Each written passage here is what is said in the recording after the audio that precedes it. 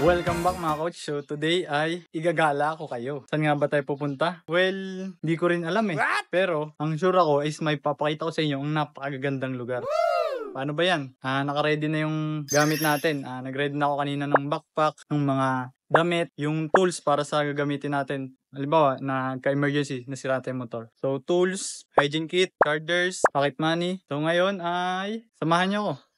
Tara!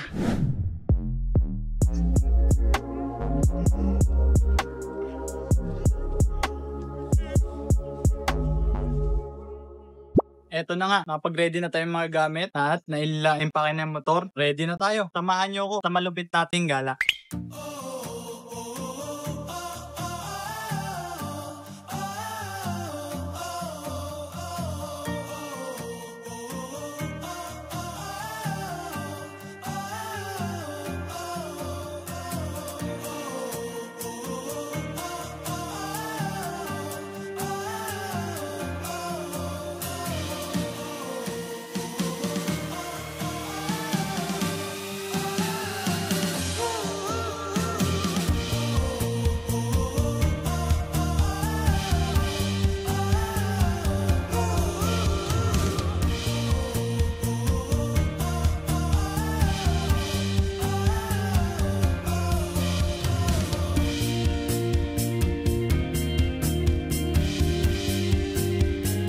Yung mga coach, dito tayo ngayon sa Spider Fuel. So ngayon, first time ko magpa-full tank. Tingnan nyo. Look. Boom. Full tank tayo mga coach. Bumababang ride to. Yo coach, nandito tayo ngayon sa sa Tagaytay. Dito ko ngayon sa may sungay sa pababa. Tanggalin mo yung helmet.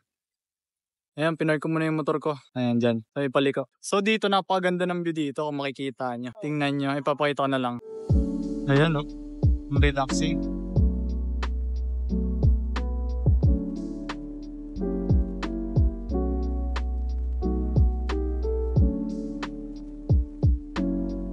So kung mapapansin nyo, ang daming nagpa-park dito kasi maganda talaga yung view niya eh. Saka ang dami nag-rides ngayon. Ayun mga big bike oh. Ang gaganda ng motor. Gusto kong sumabay. Tara. So may isa pang location na gusto ko ipakita. So mamaya na lang ulit.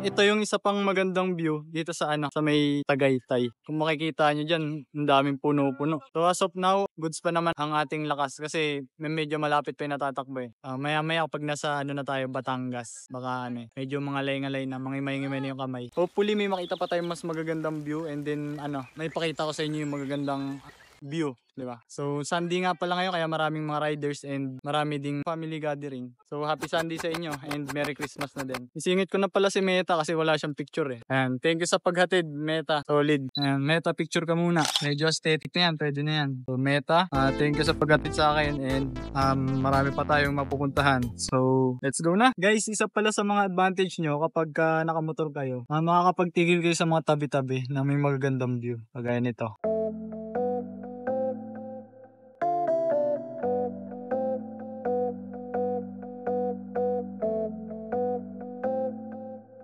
Alam nyo coach, pinaglaruan ako ng ulan eh. Banda sa may Malpar, ang lakas ng ulan eh. Dito, yun o, lakas ng ulan dyan. Tapos dito, ayun o, konti na lang o. Ay nako, bali ngayon, ubarin ko na yung kapote ko kasi nakakaabala sa pagdadrive eh. So, ang mahalaga naman, ligtas safe tayong magmaneho. Chill ride lang, hindi naman tayo nagmamabilis. Pero tatanggalin ko na yung kapote ko para di na rin mahirapan. Kasi kanina nahirapan eh. Pero dito malapit na tayo sa Lipa, Batangas. Dito na tayo. What's up mga coach? What's up mga yan? What's up mga coach? What's up mga coach? May papakita pa na ako set sa iyo. Yung civilian. Dito pa yung decoration namin sa bahay. Video kita. Sayo.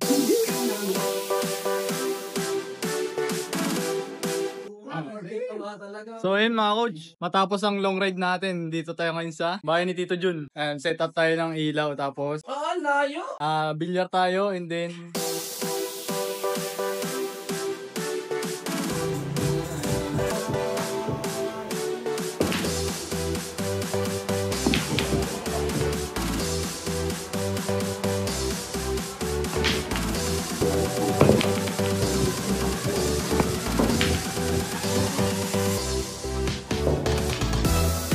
Next destination. Peace out.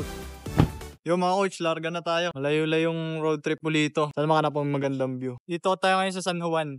Halos isang oras na tayo nagdadrive tapos inabutan tayo ng ulan sa daan kaya hanggang ngayon nakakapote pa ako. So sa pupuntahan natin, medyo maulap pa. Kaya nga. So medyo enjoy naman yung ride. So tuloy lang natin. Coach, dito tayo ngayon sa Candelaria. Ayan, Candelaria. So ayun, nakapag na tayo. Another 30 minutes ride from San Juan to Candelaria. Ngayon tayo, Sariaya na. Sariaya, then Lucena. Reveal ko na pala sa inyo, ang final destination natin ay sa Lucena. Hopefully may makita akong magagandang spot doon and i-video ko na lang. Sa totoo niyan guys, medyo ngalay na yung puwet ko. Kasi medyo mahaba yung ride nakaupo lang tas mabibrate pa. Medyo ngalay na yung puwet pero kaya pa naman. Yung kamay okay pa, hindi pa nangingilo. Sa ngayon, papakita ko muna kung gaano kaganda dito sa Candelaria. Let's go!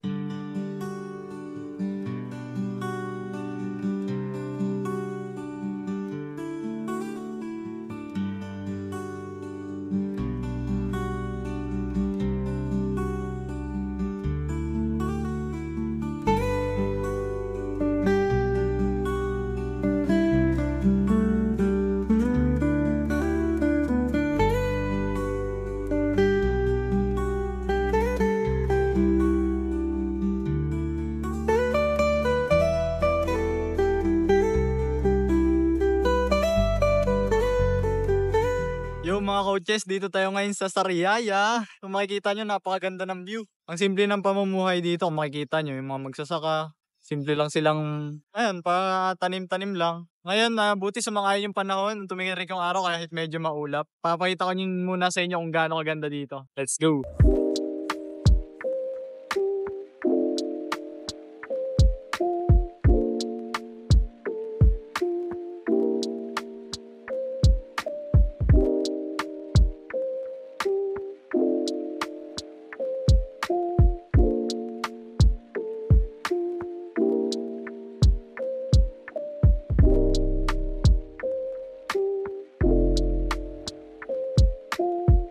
Yung mga coach, nakarating na tayo Lucena. Kaso ang lakas ng ulan. Grabe. Silong lang tayo dito sa car wash. So may pupuntahan lang akong lugar and then hindi ko na muna mabibideo gawa ng malakas ngayong ulan. Hindi sumabay yung panahon. Yo mga coach, ngayon ay nandito ako sa Lucena. Isang napakagandang travel lang nagawa natin itong kahapon. Kasi ngayon gumising na, nakakagising ko lang at magandang good morning sa inyo pala. Bago ako mag-umpisa. Lalaga na ako pa uwi and then tingnan na lang natin.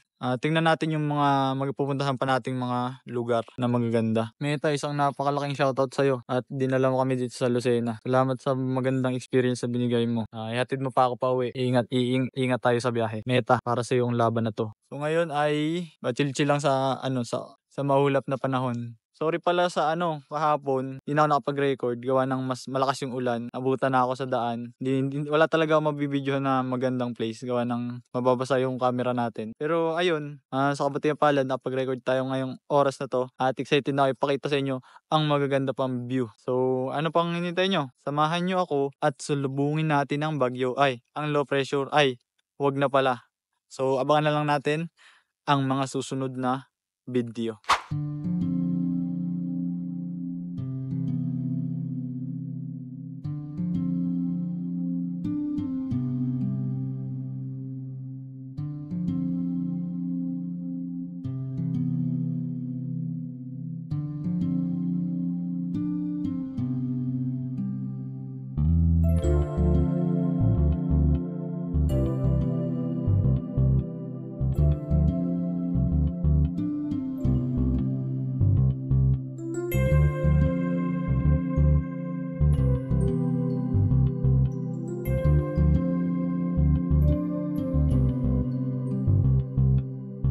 Chip ating motops, gawa natin ng paraan. Pakita ko sa inyo yung tagas.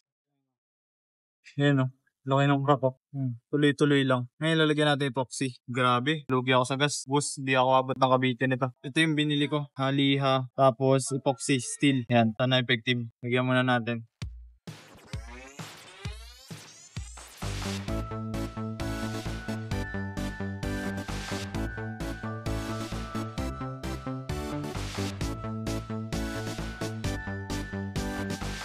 DIY lang yun. Tingnan, dumi pa ng kamay ko. So, pag uwi natin sa bahay, ako na bahala sa kanya. Ayusin na natin si Meta. Thankfully pa naman, walang problema sa makina.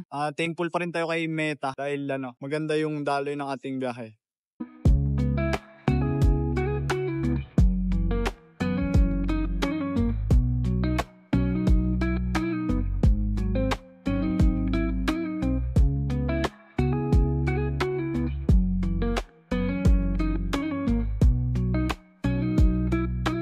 Yo coaches, nandito na ako sa tuktok ng Tagaytay. Sa lahat ng dadaanan ko papuntang Cavite, ito yung may pinakamagandang spot na may ipapakita ko sa inyo. Ramdam mo na yung lamig ng hangin eh. Yung init ng araw dumadampi sa balat mo. Tapos yung hangin, ang lamig, di ba? Ngayon, papakita ko sa inyo ang napakagandang view.